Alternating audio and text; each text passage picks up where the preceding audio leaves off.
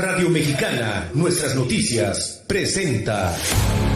La reforma fiscal 2014 generó más daños. El decreto de beneficios para la frontera. La formalidad de las empresas es una tarea pendiente. La economía americana avanza. La proveeduría maquiladora sigue siendo el gran concentración de pendiente poder de mercado en México. La transparencia gubernamental continúa. No es nada personal. Nada personal. Son solo negocios.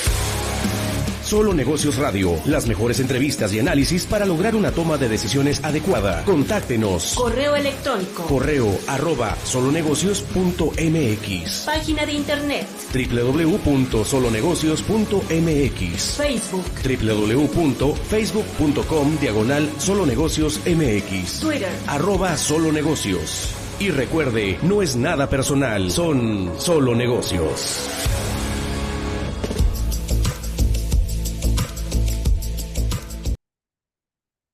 Hola, ¿cómo está? Mi nombre es Alejandro Sandoval, esto es Solo Negocios Radio, transmitiendo a través de 1300 de amplitud modulada, al igual que por internet, en Radio Mexicana, nuestras noticias 1300 AM, fanpage en Facebook de nuestra estación de radio, y por supuesto en Solo Negocios Radio en la misma plataforma. Y bueno, pues el día de hoy platicamos de gobierno corporativo. Estaremos dedicando el programa a 3 análisis de los diversos artículos que ilustran revistas como la Harvard Law School Forum of Corporate Governance y sobre temas de interés en el contexto de la gobernanza. Asimismo, tenemos una entrevista con Silvia Perales, que nos va a platicar en el proyecto de mujeres líderes del IMEF, pues sobre temas de alto relieve para el contexto de los proyectos financieros y en su caso en particular de educación financiera y pasos básicos en su análisis y contexto. Y bueno, pues empezamos entonces con el primer artículo y este se denomina Derechos de los accionistas y tendencias de gobernanza. Es un resumen ejecutivo y se basa en el Proxy Season Global Briefing, Shareholder Rights and Governance Trends, el informe de la temporada de proxies, que son los poderes que emite un accionista a representantes para las reuniones de asamblea, y que el informe destaca sobre el tema de derechos de los accionistas y tendencias de gobernanza. Este fue publicado en esta revista que le digo, el Foro de la Facultad de Derecho de Harvard sobre Gobierno Corporativo, y es atribuido a Irene Busselli, analista principal, Jung-Ho Kim, de investigación senior, y Theo Lee, también del mismo nivel, de Glass Lewis, una firma de abogados. El informe describe los principales cambios y temas emergentes en gobierno corporativo y derechos de accionistas, sobre todo en la evolución, tanto en el ejercicio de las prácticas correspondientes como propiamente en la tendencia coyuntural, que no se puede negar existe. Y estos son análisis mundiales. En esta temporada de proxies, como le digo, es esta temporada de emisión de los poderes. Yo tengo una acción de una empresa que cotiza en bolsa, emito un poder y alguien me representará en esa reunión de asamblea. Probablemente con una sola acción, pues yo no pueda ir hasta ese lugar a emitir o a participar en la audiencia. Entonces, pues en esa lógica, pues así sería el contexto, ¿no? de la decisión de los proxies, y es una época de proxies. Y bueno, habla de las tendencias claves que incluyen un aumento en la actividad de reincorporación de empresas en Estados Unidos, reformas específicas de gobernanza en la región Asia-Pacífico y un creciente enfoque organizacional en auditoría externa de la información no financiera relacionada con sostenibilidad. E insisto, es un tema en que la coyuntura es importante porque, pues al final del día, la coyuntura está en esta situación en la que, por ejemplo, el gobierno de Donald Trump no tiene interés en las políticas ESG, pero hay en otras regiones del planeta donde no solo se tiene el interés, sino la exigencia de políticas públicas inherentes, y paralelamente en Estados Unidos quizá haya una posición de gobierno determinada, pero no necesariamente de empresas y mucho menos de inversionistas que exigen determinados criterios al respecto. El mercado estadounidense registra una notable tendencia organizacional con las reincorporaciones corporativas alcanzando un máximo de 3 años, con 28 empresas buscando reincorporarse en 2025 en comparación con con el año anterior, que habían solo 17 empresas en este proceso. Esta actividad es un reflejo del fenómeno del mercado competitivo donde las jurisdicciones estatales compiten activamente para ofrecer el régimen de cotización y los marcos de gobernanza atractivos para las corporaciones. Vamos, una desincorporación de bolsa pudiera tener la implicación de que hay otros intereses y otras condiciones de mercado. Una reincorporación tiene sus propios retos y circunstancias. Y si se supone se empiezan a adelgazar ciertas regulaciones, pudiera haber un incremento del atractivo. En la región Asia-Pacífico, los mercados específicos muestran enfoques divergentes en la participación de los accionistas, el shareholder engagement. Hong Kong experimenta un retorno parcial a las juntas generales anuales, más presenciales, pero concurrentemente más del 70% de esas reuniones se realizaron a puerta cerrada, lo cual restringe significativamente asistencia y participación directa de accionistas. Y cabe mencionar, hay acciones que tienen una degradación de derechos, pero ciertas preferencias respecto a pago de dividendos o jerarquías respecto a liquidación, entre otros. Entonces, puede haber ciertos procesos en ciertos tipos de sociedades aceptadas en sus bolsas de valores en lo correspondiente. Hong Kong, perdón, hay una clara demanda organizacional por un mayor acceso, una mayoría de las propuestas de accionistas que intentan formalizar el uso de las reuniones a puerta cerrada mediante enmiendas a los estatutos rechazadas o que enfrentan oposición considerable, ¿no? Ese es uno de los temas en donde algunas convergencias organizacionales o cómo deben de regularse los procesos de las asambleas se proponen en un sentido y son rechazadas por los varios, ¿no? En Corea del Sur se promulgó un cambio significativo en el futuro marco de gobierno corporativo en julio de 2025 mediante una enmienda de ley comercial. La reforma hará obligatorias las juntas de accionistas híbridas, permitiendo la participación tanto virtual como presencial para las grandes empresas cotizadas con entrada en vigor a partir de enero de 2027. Finalmente surge un mecanismo de control organizacional claro y creciente en Europa respecto a los datos no financieros, evidenciando por el aumento en el nombramiento de auditores de sostenibilidad, que, como le digo, depende de la región y de ciertas circunstancias, sobre todo de las presiones de los accionistas.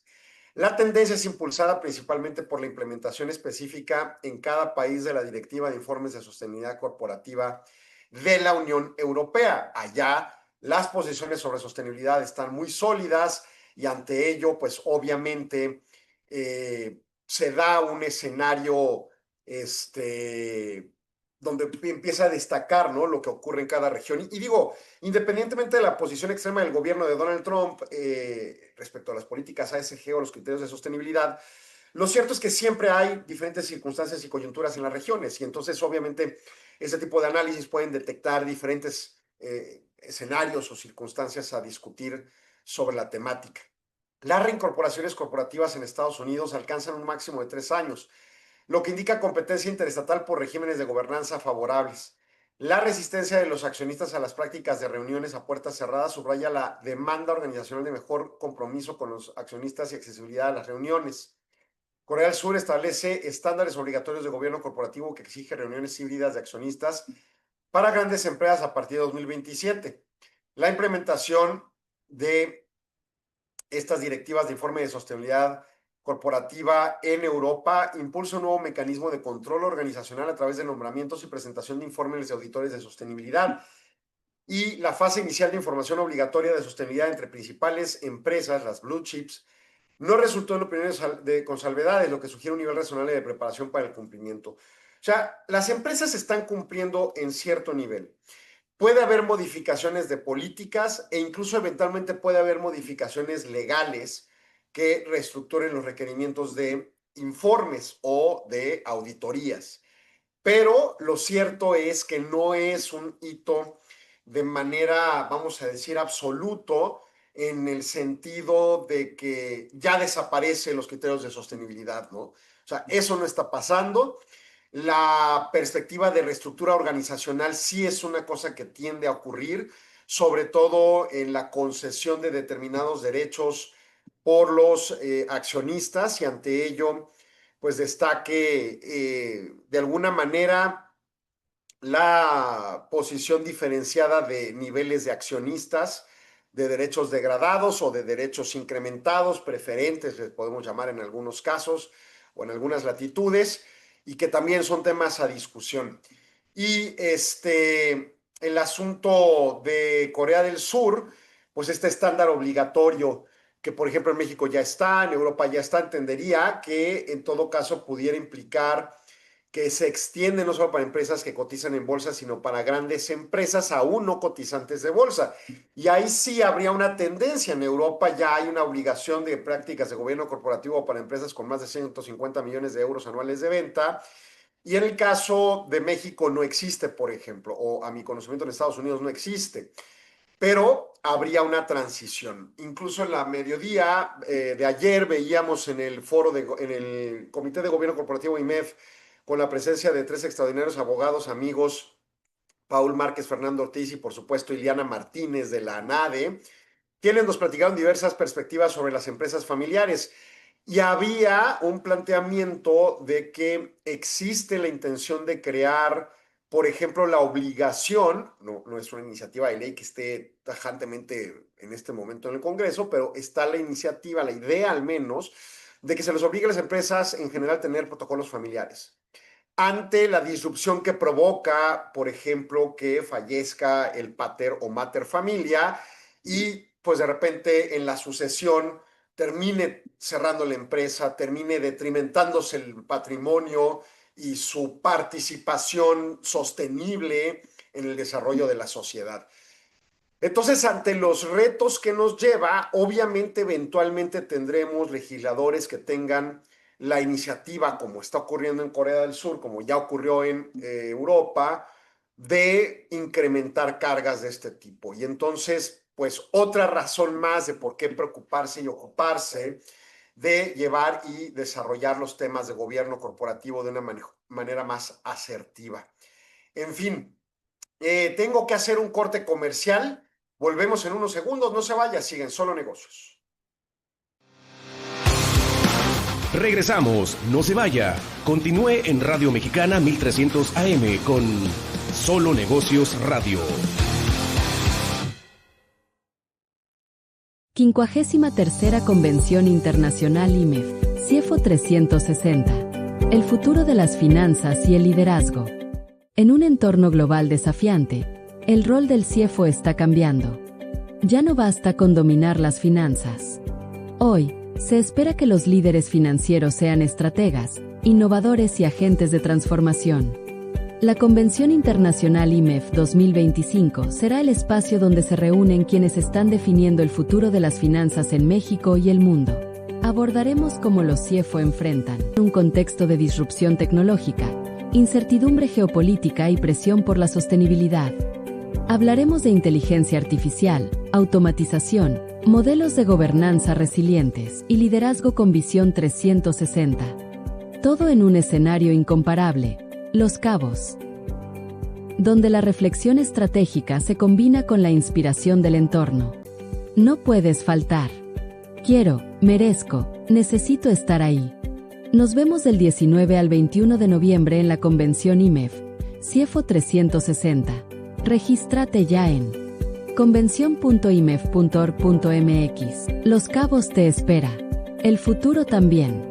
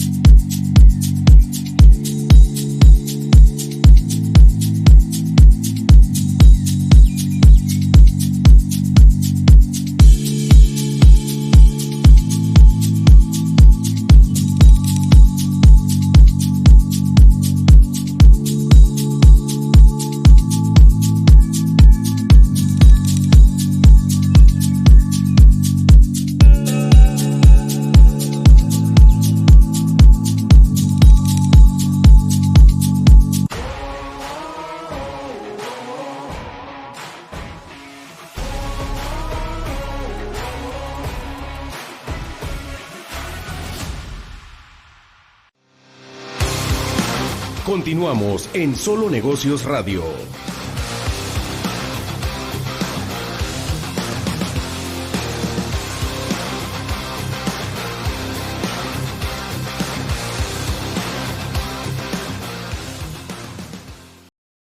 Continuamos en Solo Negocios Radio y seguimos con un segundo artículo. Este se llama Tratar con fondos de cobertura, activistas y otros inversores activistas.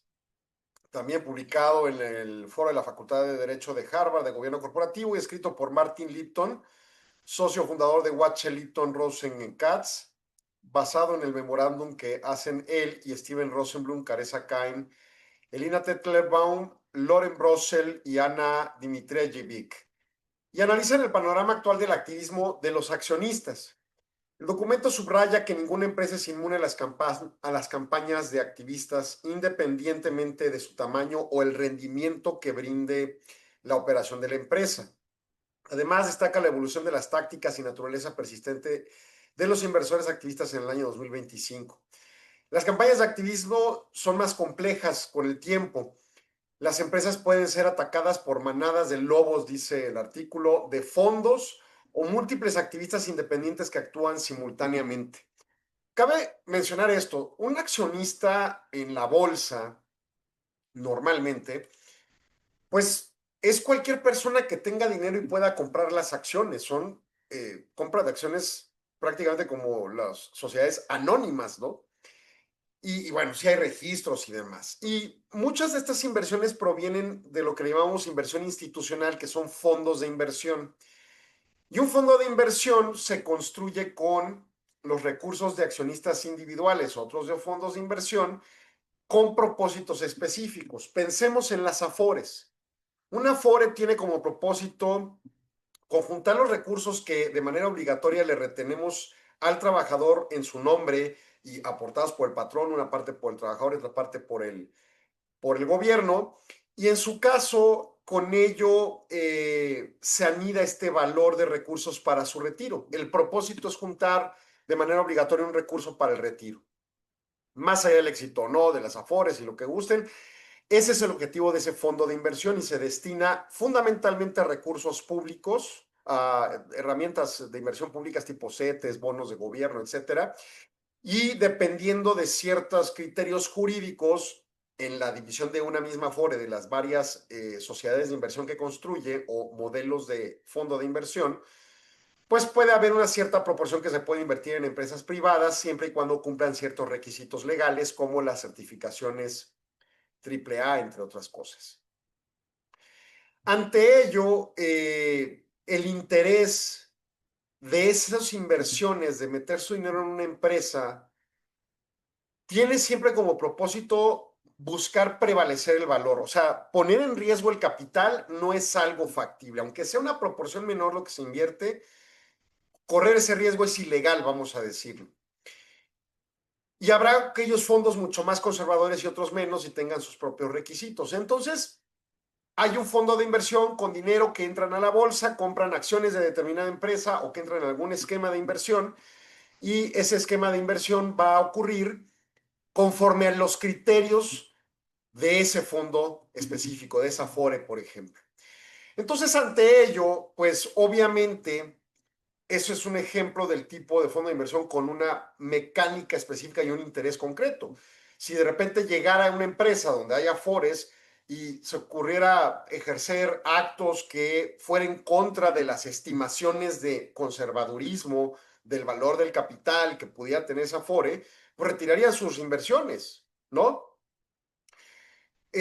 O no invertirían en esa empresa si fuera una nueva inversión. Y entonces ante ello, pues se caracterizan los fondos por diferentes criterios. Incluso hay fondos muy claros que son fondos que solo invierten en empresas verdes, de temas ambientales, o empresas de petróleo, o empresas de tecnología, o empresas bla. Ante ello ponen sus requisitos y entonces algunos tendrán, o yo quiero que tenga requisitos de sostenibilidad, o yo quiero que tenga requisitos de acciones sociales de las políticas ASG, o yo quiero que tenga requisitos de lo que sea, ¿no?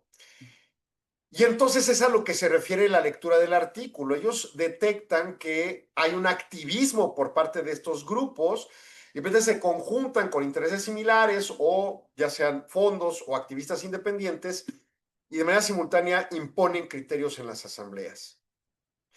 Y además destacan que no es algo que ocurre únicamente cuando hay la reunión anual, sino de manera atemporal se torna un activismo en donde se presiona al Consejo de Administración para determinadas cosas bajo la interpretación de las determinaciones que se toman en la Asamblea de Socios.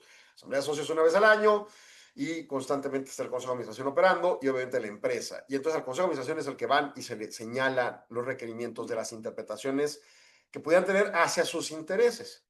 Esto exige que las empresas mantengan una preparación constante para abordar amenazas que pudieran concebirse a su planeación toral fundamentada en la macro de los asambleístas y la ejercida de manera ordinaria por el Consejo de Administración. Aunque los activistas grandes, hay grandes fondos de inversión, y establecidos siguen dominando la actividad, los actores más pequeños y emergentes ganan prominencia.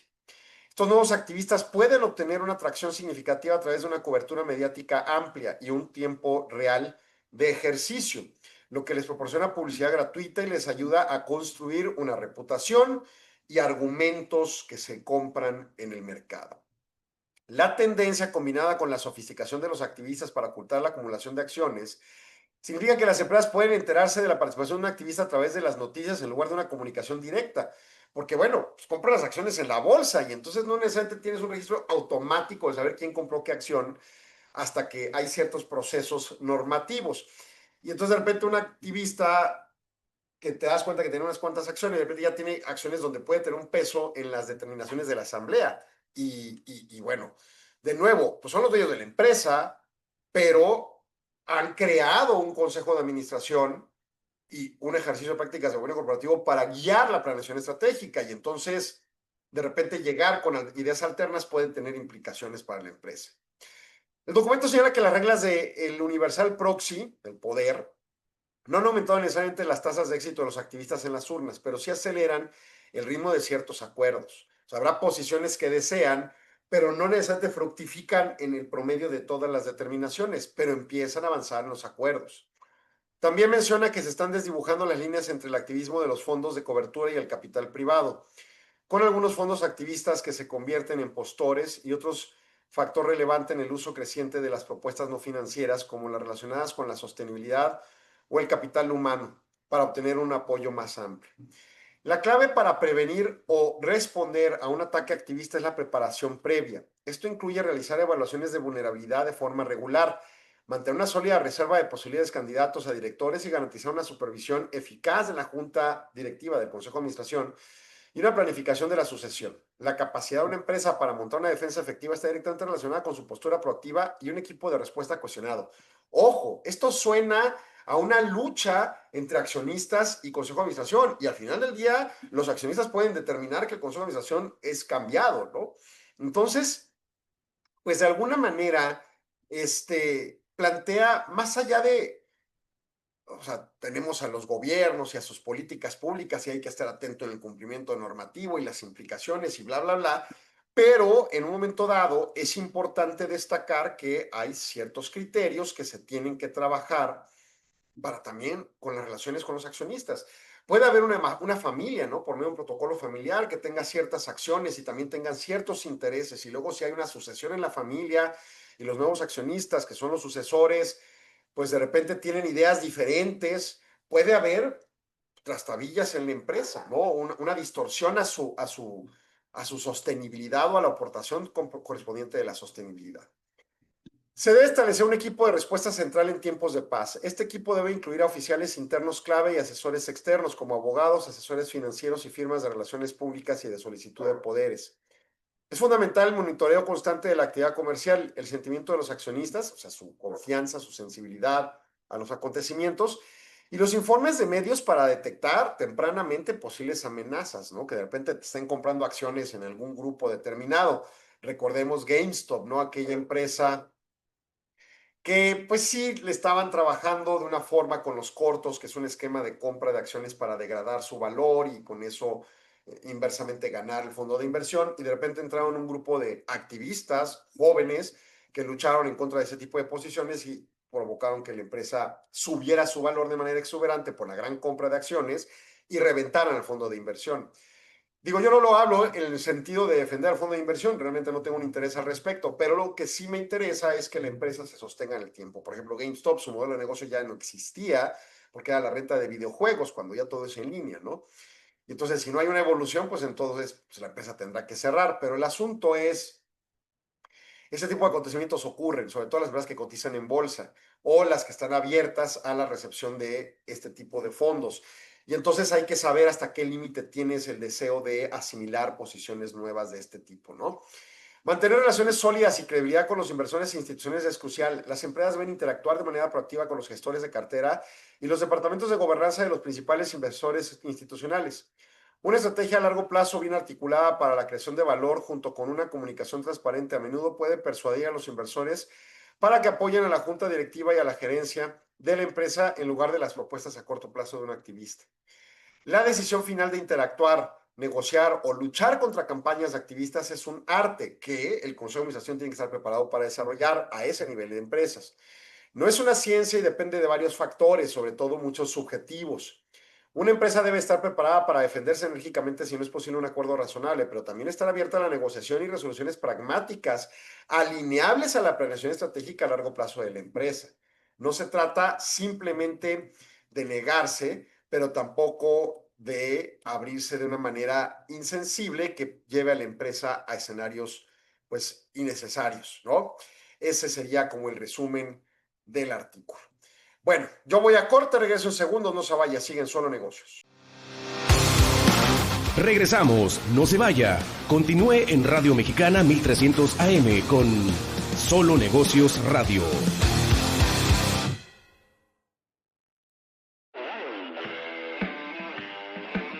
La Asociación Nacional de Abogados de Empresas, Sección Chihuahua, convoca al evento Actualización Legal y Económica 2026. Política Fiscal, Compliance y Comercio Global, organizada por los Comités de Derecho Fiscal y de Comercio Exterior. El jueves 23 de octubre de 2025, de 8 a 11 a.m. Evento híbrido, en Ciudad Juárez, en el restaurante Chapa Prime. Un espacio de análisis sobre el paquete económico 2026, vicisitudes fiscales para las empresas, reformas a la ley antilavado y el contexto del comercio exterior. Plática con contenido para certificación.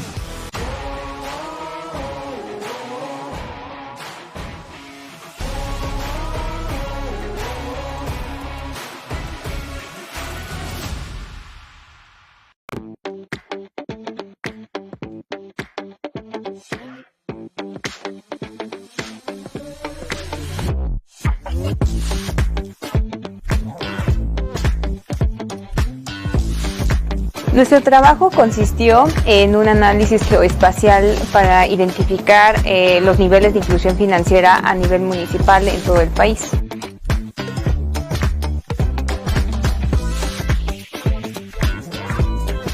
Creo que la experiencia es muy grande, sobre todo porque podemos llevar a cabo el equilibrio en la rigurosidad del método científico en una investigación, como también generar nuevas ideas para que esto beneficie a la sociedad. El participar en este tipo de premios me ha acercado un poquito más a la comunidad de investigación, también saber las necesidades también por el ámbito empresarial y también el gubernamental, es decir, que la investigación tenga también resultados que ayuden a estos sectores para poder tomar decisiones.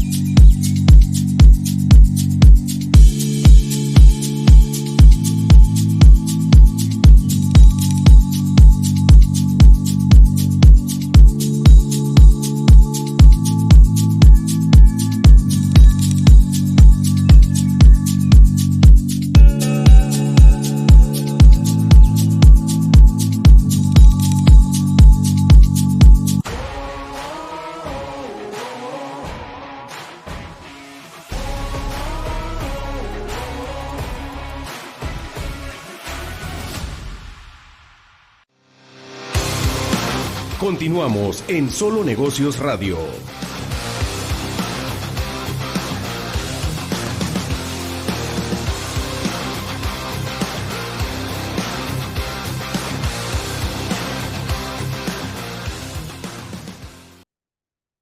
Continuamos en Solo Negocios Radio y otro artículo más con el que desarrollamos el programa. Este se llama Contradicciones narrativas, el riesgo invisible de la gobernanza. Foro de Facultad de Derecho de Harvard, Gobierno Corporativo, formulado el artículo por Craig Carroll, director ejecutivo del Observatorio de Reputación Corporativa, explora cómo las contradicciones narrativas, afirmaciones que son individualmente exactas pero colectivamente conflictivas, representan un riesgo de gobernanza significativo. Estas contradicciones, que a menudo provienen de la complejidad organizacional y de la rendición de cuentas fragmentadas más que de la deshonestidad, pueden dar lugar a exposición regulatoria, escepticismo de inversores y erosión de la confianza en liderazgo. ¿Qué se refiere? El riesgo de la gobernanza y las contradicciones narrativas tiene 4 dimensiones claves según el autor. En primer lugar, los reguladores como la Securities and Exchange Commission, la Comisión de Valores de Estados Unidos, y en la Unión Europea su correspondiente, están aumentando su enfoque en la consistencia de las divulgaciones. Y las acciones de cumplimiento ahora pueden citar la contradicción misma de una violación. Por ejemplo, un aspecto, vamos a pensar, en donde el alcance, vamos a decir, de señalar, nosotros somos una empresa verde y en el desagüe tenemos un sistema de contención de aguas negras y las separamos y se recicla y bla, bla, bla. Y luego hacen un análisis de cumplimiento de auditoría y no es cierto. Y entonces entra el famoso tema del greenwashing o estas mentiras expuestas mercadotécnicamente de que hacemos responsabilidad social o empresas ambientales o responsables socialmente, de otros criterios, etcétera, y no es cierto, ¿no? Entonces, independientemente de que en Estados Unidos esté habiendo un sesgo en contra de ASG, donde se dé la imposición normativa de algo y se diga que se cumple y no se cumple, empieza a haber un tema. Y en Europa está más complicado. En segundo lugar, los inversores están penalizando la incoherencia. O sea, ya no es solo la autoridad. Por ejemplo, las plataformas de análisis marcan las contradicciones como riesgos de gobernanza, lo que puede provocar una menor propiedad institucional. O sea, quizá haya empresas, haya fondos de inversión, estos grupos de inversores que pueden ser institucionalmente construidos jurídicamente como las Afores o fondos designados, etcétera, etcétera. Y entonces de repente digan, oye, tú no estás cumpliendo, nosotros nos vamos. Y eso te provoca una volatilidad y un aumento en los costos de capital.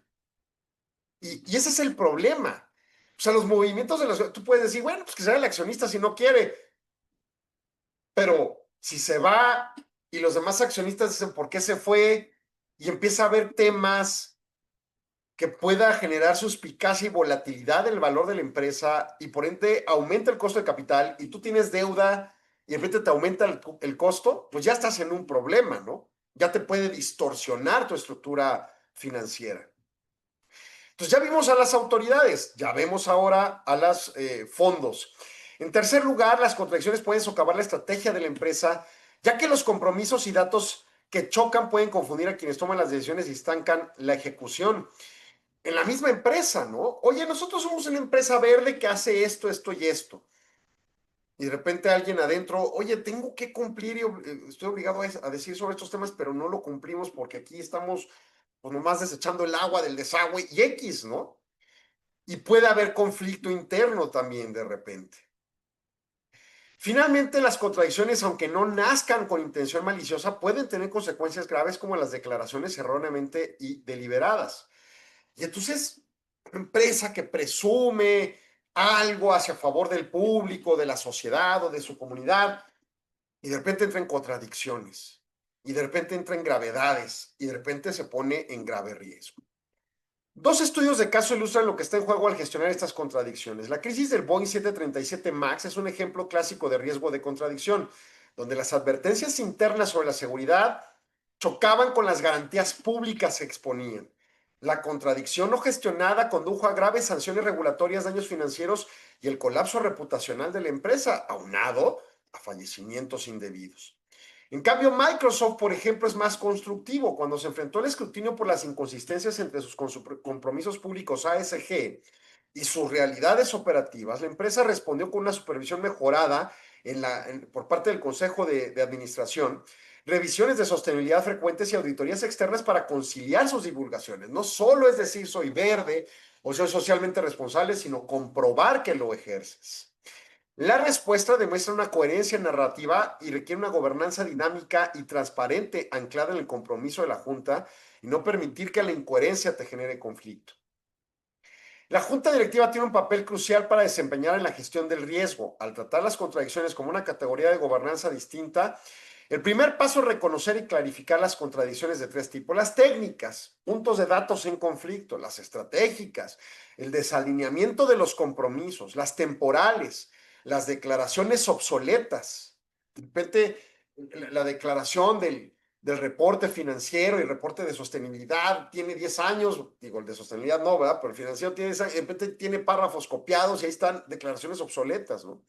Para gestionarla, los consejos de administración deben asegurar la creación de un registro de contradicciones, un registro centralizado que rastree cada inconsistencia, su origen, los riesgos asociados y su estado de reconciliación. Esa responsabilidad de supervisión debe distribuirse entre varios comités como el de auditoría, riesgos y ASG. Los consejos de administración pueden fortalecer su supervisión con la ayuda de tecnología, ya que las herramientas habilitadas con inteligencia artificial pueden escanear las divulgaciones para descubrir contradicciones. Una cultura organizacional positiva también es esencial. Es necesaria una cultura de seguridad psicológica donde los empleados no tengan miedo de planear inconsistencias. Las empresas deben recompensar la reconciliación sobre la ocultación para fomentar la transparencia.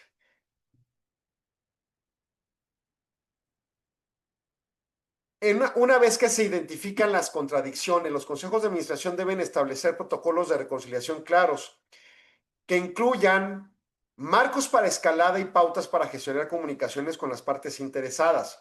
O sea, la comunicación es fundamental. Detecté contradicción, ¿a quién le tengo que decir? ¿Dónde tengo que corregir? Medir el progreso usando las métricas correspondientes que se finquen a partir de la detección y de la capacidad de respuesta. Y la puntualidad de la reconciliación y los indicadores de confianza de todas las partes interesadas para evaluar si mi programa de gobernanza es eficaz, si cumple o no cumple. La gestión proactiva de las contradicciones ofrece una ventaja competitiva. Las empresas que institucionalizan su gestión con las contradicciones pueden obtener beneficios medibles. Las investigaciones indican que esas empresas pueden obtener primas de valoración entre 8 y 12 puntos porcentuales y disfrutar de menores costos de capital y mayor confianza de los inversores y los reguladores. Al menos el saber responder y reconocer la contradicción, si no es que evitarla. Las empresas también se benefician de una ejecución estratégica más sólida. Se alinea la operación con la estrategia. Si bien las empresas complejas inevitablemente tendrán algunas contradicciones, las gigantescas, sobre todo las de operaciones complejas, de movilidad global y de circunstancias pues más estructuradas, lo cierto es que puede haber en proceso de conciliación una mejor forma de fungirlas y de resolverlas que en lugar de intentar ocultarlas. Las contradicciones como puntos conclusivos, narrativas, que son afirmaciones individualmente exactas pero colectivamente conflictivas, representan un riesgo material de gobernanza.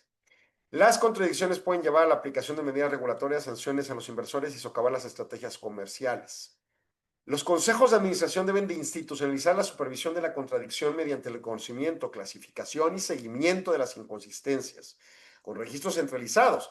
Una vez más, el consejo de administración es el principal ente responsable de toda la empresa. La gestión eficaz del riesgo requiere distribuir la supervisión entre los comités de consejo, usar tecnología para detectar inconsistencias y fomentar la cultura de la transparencia.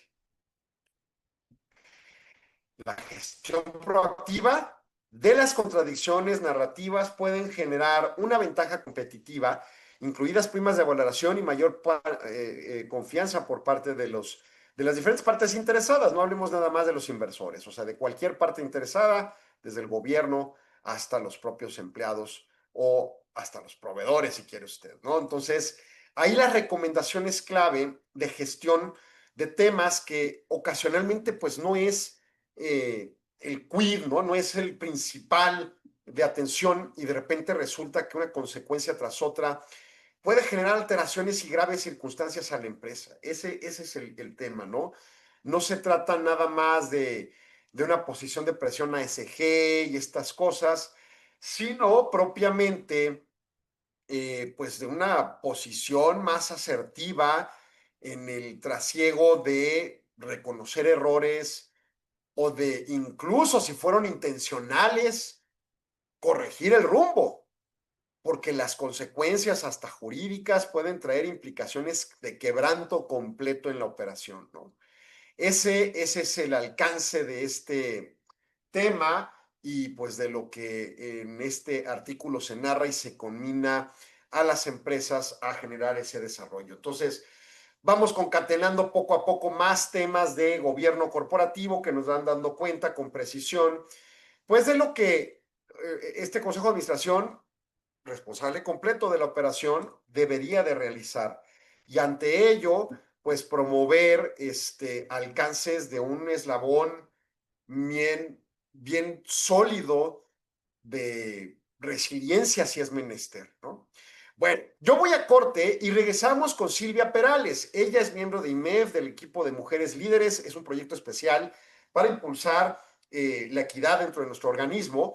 Y con ella, en esta ocasión, vamos a platicar de educación financiera. Y ella señala, empieza en el gasto. En los gastos que desarrollamos, empiezan los procesos de educación financiera. Es un tema crucial, créame. He visto una serie de eventos recientemente en donde se coincide que uno de los grandes problemas de nuestro país es la falta de educación financiera. Tenemos muchísimo que trabajar con ello, así que le invito a que nos sintonicen unos segundos. Volvemos aquí en Solo Negocios. Regresamos, no se vaya. Continúe en Radio Mexicana 1300 AM con Solo Negocios Radio.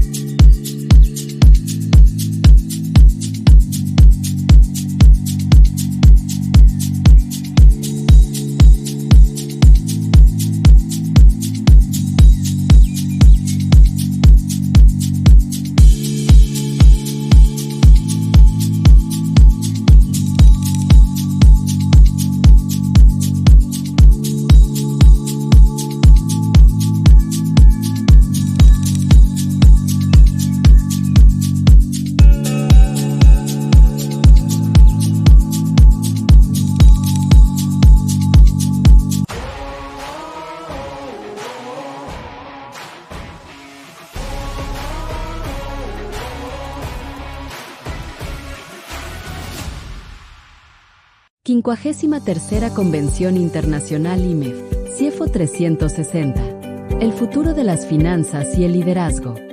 En un entorno global desafiante, el rol del CIEFO está cambiando. Ya no basta con dominar las finanzas. Hoy, se espera que los líderes financieros sean estrategas, innovadores y agentes de transformación. La Convención Internacional IMEF 2025 será el espacio donde se reúnen quienes están definiendo el futuro de las finanzas en México y el mundo.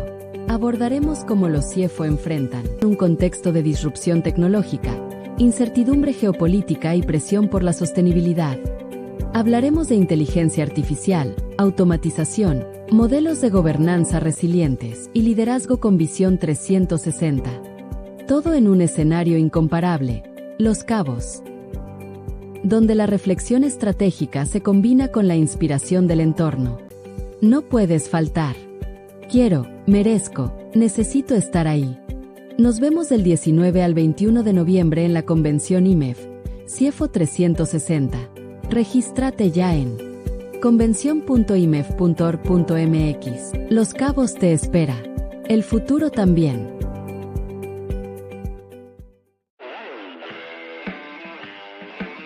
La Asociación Nacional de Abogados de Empresas Sección Chihuahua convoca al evento Actualización Legal y Económica 2026. política fiscal, compliance y comercio global, organizada por los Comités de Derecho Fiscal y de Comercio Exterior. El jueves 23 de octubre de 2025, de 8 a 11 a.m. Evento híbrido, en Ciudad Juárez, en el restaurante Chapa Prime. Un espacio de análisis sobre el paquete económico 2026, vicisitudes fiscales para las empresas, reformas a la ley antilavado y el contexto del comercio exterior. Plática con contenido para certificación.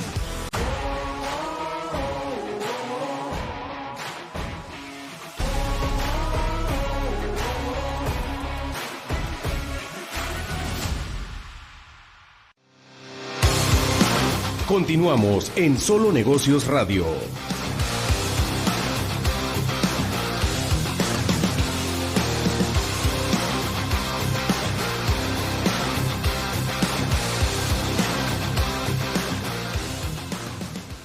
Las opiniones vertidas por los participantes en esta entrevista son a título estrictamente personal y no representan una opinión formal u oficial del Instituto Mexicano de Ejecutivos de Finanzas, AC, el IMED. Muy bien, continuamos en Solo Negocios Radio y vamos a continuar con esta secuencia de entrevistas especiales para el proyecto de Mujeres Líderes de IMEF. Y en esta ocasión está con nosotros Silvia Perales, que es socia consultora de ERA Group, presidenta de este proyecto de Mujeres Líderes en IMEF, y vamos a platicar con ella sobre educación financiera, que además cabe mencionar es el tema toral del tema de la ponencia de IMEF y el tema central de este año en el estandarte de nuestra presidenta Gaby Gutiérrez. Y esto es en función de comprender que en México, en los diferentes estratos socioeconómicos y actividades económicas, tenemos conocimiento por resultados de encuestas y demás, que hay mucha dolencia de educación financiera en estos aspectos. Entonces, Silvia, bienvenida, y arrancaría con una pregunta en concreto. Cuando hablamos de educación financiera solemos pensar ahorro, inversiones, pero tú has comentado en esta preparación de la entrevista que todo empieza con el gasto. ¿Por qué lo verías en una perspectiva metodológica entenderlo así? Bueno, primero que nada, Alex, muchas gracias por el espacio que nos estás dando al Grupo de Mujeres Líderes, a IMEF, para estas entrevistas. Te agradecemos mucho y bueno, yo lo veo desde de la óptica de que qué vas a invertir, qué necesitas saber de tasas de interés, etcétera, cuando no tienes dinero que invertir, ¿no? ¿Y dónde empieza eso? En el gasto, porque el que tengas dinero para invertir implica cómo gastas también, ¿no? Decía mi papá, en paz descanse, que el que más tiene no es el que más gana, sino el que menos gasta, ¿no? Porque de alguna forma, bueno, con su cultura regia, que yo creo que me pasó mucho, creo que es la parte importante. Entonces, creo que de ahí viene el empezar tu cultura económica, digo, financiera, tiene que ver con empezar a entender cómo gastas, ¿no? De acuerdo. Entonces, sí. Ajá. No, Déjame añadir un punto. México es un país de ingresos medios bajos, ¿no? En términos macro. Y entonces en esa lógica de repente mucha gente podría justificar, bueno, pues es que necesito comer, necesito pagar una renta, pero de repente uno ve conductas en la gente en general, no importa que tenga muchas percepciones o bajas percepciones, pues que de repente sus gastos pueden tener ciertos elementos culturales, quizá incluso, que los lleva a tener muchos más de los que debería en una cierta lógica, ¿no? ¿Cómo lo escudriñas eso, no? sí, mira, yo lo que creo es que tenemos que poner atención en gastos, por ejemplo, en gastos repetidos, ¿no? El café de todos los días, o sea, tú puedes tomar un café en tu casa, ¿no? Que aún los de capsulita te cuestan 15, 20 pesos, ¿no? Que son los más caros, digamos, de los que puedes hacer en tu casa. O puedes ir a una de estas tiendas, cafeterías, que sabemos que los más baratos andan alrededor de 60 pesos. O sea, estamos hablando de una diferencia de 3 veces el costo de una capsulita a un café, porque te lo pongan en un vasito con logotipo de la empresa, ¿no? Claro. Es en realidad, no significa que sea mejor. Entonces, cuando es un gasto extraordinario, no te tiene que preocupar, ¿no? Es como, ok, pagué 3 veces, pagué 40 pesos más, no importa. Pero si piensas esto como un gasto recurrente, estás pagando 3 veces más cada día. ¿Qué implica eso en tu gasto? Entonces, yo creo que es donde tenemos que poner atención en cosas cosas que son recurrentes, ¿no? Y pensar no en términos absolutos, sino en términos de porcentaje. Porque si una cosa, aunque te cueste 5 pesos, la compras en 10, dices, ¿qué importa? Son 5 pesos. No, pero cada vez son 10 pesos. Cada vez es el doble, ¿no? Por eso creo que pensarlo en términos porcentuales puede ayudar mucho en tu concepto de gasto, ¿no? Y fíjate, quizá un tema más avanzado en finanzas pueda ser valor de dinero en el tiempo, pero independientemente de valor de dinero en el tiempo, el pensar en porcentajes te ayuda a mantener actualizado el valor de pesos de las que estás hablando, ¿no? Así es. Sí, De acuerdo. sí. ¿Qué ejemplo pudiera haber con respecto a estos gastos cotidianos? Sí, bueno, te decía el tema del café o el tema de refrescos, y en tu casa tienes que, o sea, acostumbra a tomar refresco diario. No es lo mismo comprarlo ni siquiera en el supermercado a comprarlo en la tienda de conveniencia, ¿no? Hay un porcentaje importante, tal vez 20% de diferencia en el precio de un refresco embotellado, ¿no? Y creo que también hay que pensarlo en términos de cuando compras algo como más grande, como un electrodoméstico, ¿no? Ahí tal vez no es importante el porcentaje, o sea, ¿qué compras? ¿Un refrigerador barato o un refrigerador que te dura? Depende de tu objetivo, ¿no? ¿No? Y también importa las letras pequeñas, ¿no? En cuanto a cuál es el consumo de energía de un refrigerador barato y el consumo de energía de un refrigerador caro. Si lo quieres como un refrigerador que te va a durar en tu casa durante 10, 20 años, pues vete por uno que tenga características de garantía mayores, ¿no? Si lo quieres porque vas a estudiar un año fuera de tu ciudad natal o donde estás viviendo o otro país o lo que sea, pues cómprate uno barato que te saque del problema durante un año. No necesitas la duración, ¿no? Entonces, ahí lo que importa es el objetivo también. Entonces, son cosas que hay que tomar en cuenta a la hora de gastar. De acuerdo, de acuerdo. También algunas de estas compras pueden ir a crédito, ¿no? Y tiene implicaciones del costo subyacente de los intereses. ¿Cómo comprender esas implicaciones? Porque, pues ciertamente hemos sido lentos en el país en avanzar en la bancarización y en el acceso al crédito, pero al final del día muchos comercios sí conceden créditos incluso directos, sin pasar por una institución financiera, pero con tasas muy altas, ¿no? Sí, no, y luego caes en la trampa de los 30, 60, 90 días sin intereses y luego no lo acabas de pagar. O sea, yo lo que siempre pienso es que las tarjetas de crédito son un medio de compra, no un medio de financiamiento, porque los intereses son muy altos, ¿no?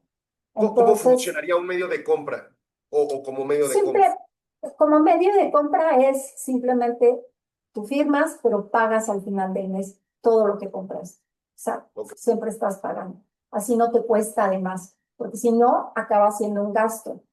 Y, y un gasto que no te da ningún beneficio adicional, ¿no? O sea, si hablamos de que compras ropa, por ejemplo, ¿no? Y la pagas con intereses, pues entonces tienes que pensar que la blusa barata que te compraste de 100 pesos, digo, ya no creo que valgan 100 pesos, pero ya no te costó 100 pesos, sino tal vez 500, ¿no? Entonces, eso es lo que quiero decir con que tener cuidado con el tema de gasto, ¿no? Y bueno, también estas compras que uno acostumbra a veces a ir a los clubes estos de compras, ¿no?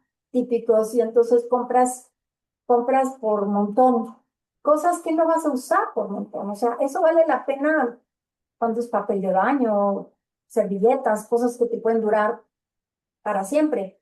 pero comprar hasta los frascos de cosas porque tienen fechas de caducidad, ¿no? Entonces dices, es que solo cuesta 10 pesos más o 20 pesos más. Bueno, otra vez ver el porcentaje, ¿no? Pero también ver qué tanto lo consumes, porque si no es un gasto inútil, es un desperdicio. Cualquier cosa que vas a tirar a la basura, pues es un gasto inútil, ¿no? De acuerdo. No nos queda tanto tiempo, pero esto, ¿cómo lo podemos ver reflejado en la empresa? ¿Hay forma de entender estos mismos criterios de la vida ordinaria que comentas hacia una decisión de actividad económica individual, empresa? Claro, porque lo mismo aplica, Alex. O sea, el tema de los porcentajes en gastos recurrentes es muy importante, ¿no? O sea, las empresas no sabes cómo desperdician en comprar cosas así fuera de un proceso, por decirlo, ¿no? Porque se les parece muy fácil, ay, pues voy y compro la pluma aquí, el marcador allá, y no sé qué. Digo, a lo mismo pasa con los consumibles de las empresas, y otra vez, gastos repetidos en una empresa, tienes que pensar en los porcentajes. A veces dices, solo 1 peso, sí, pero usas 100,000 de estos al día o al mes o lo que sea. Entonces estás hablando de 100,000 pesos, ¿no? No estás hablando de 1 peso. Y es un tema de fijarte en los porcentajes. También la parte que decía del refrigerador, por ejemplo, es leer las letras chiquitas de los contratos, ¿no? A veces que compras un software o haces una inversión y no te fijas en que no está incluido el mantenimiento, no está incluido ciertas cosas que vas a requerir, ¿no? Las licencias que tienes que renovar cada mes o cada año, y entonces todo eso se va acumulando al gasto. Entonces hay que poner atención en esas letras chiquitas también, ¿no? Creo que es muy importante. Y no comprar cosas que no necesitas, porque otra vez, a veces compran en las empresas, cuando preguntamos muchas veces, ¿por qué hacen esta compra de esta forma? Dicen, porque así se ha hecho siempre. Entonces, el cuestionar qué es lo que estás haciendo y por qué, creo que es una parte básica de un trabajo tanto a nivel personal en el gasto como a nivel empresa, ¿no? De acuerdo. Para cerrar, Silvia, ¿qué 3 consejos nos puedes brindar para un mejor gasto y toma de decisiones más inteligentes? Pues creo que son los que he estado mencionando. 1, fijarte claramente cuál es tu objetivo de compra, ¿no? Especialmente para cosas importantes y gastos de inversión importantes. Pero en general, ¿cuál es el objetivo de lo que estás comprando? 2, ¿cuál es el porcentaje de diferencia entre un gasto y otro, ¿no? No pensar en términos absolutos, sino en términos de porcentaje.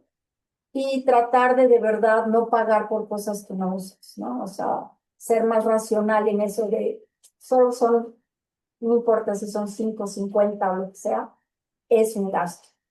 Entonces, creo que es la parte importante, y yo creo que en general no se trata de gastar menos, sino de gastar correctamente, ¿no? O sea, ese es el enfoque importante dentro del gasto, y que te lleve a tener un nivel de ingreso de sobrante que puedas ahora sí invertir, ahorrar, etcétera, ¿no? Excelente. Pues súper bien, Silvia, te agradecemos mucho estos comentarios y estas recomendaciones. Continuaremos en comunicación y bueno, pues a la audiencia, muchas gracias. Mañana nos escuchamos en punto de las 4 de la tarde aquí en Solo Negocios Radio. Que la pasen excelente. Gracias. Agradecemos su atención. Nos escuchamos de lunes a viernes de 4 a 5 p.m. a través de Radio Mexicana 1300 AM. Contáctenos. Correo electrónico. correo@solonegocios.mx. Página de internet. www.solonegocios.mx. Facebook. www.facebook.com/solonegociosmx. Twitter. @solonegocios. Y recuerde, no es nada personal, son solo negocios. Radio Mexicana, nuestras noticias, presentó.